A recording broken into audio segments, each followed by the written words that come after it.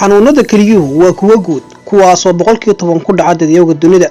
Kelyuhu qaab ahaan waa kuwa yar balse shaqooyin muhiim ah u haya jirka sida safaynta wasakhda, soo saaridda hormoonada, joogteynta cadaadiska dhiigga, isu dheelitirka dareeraha jirka, samaynta kaadida iyo shaqooyin kale oo muhiim ah.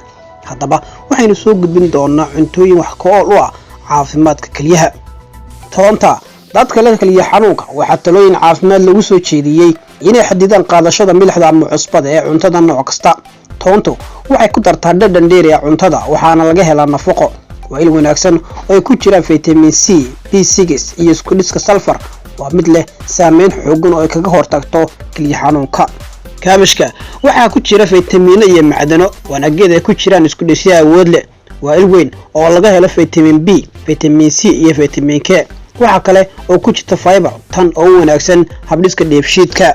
basasha waxayna siisaa sodium waana mid wanaagsan kelyaha. cunto ahaan waa bedelka milixda ama cusbada oo laga maarmi karo dhadhan ahaan.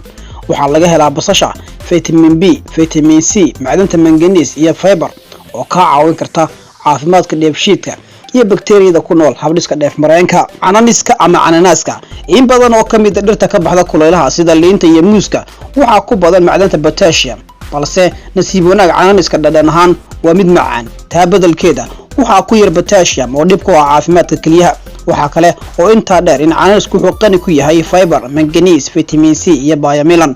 waa enzyme ka caawinaya hoos u dhigida xanuunada kelyaha.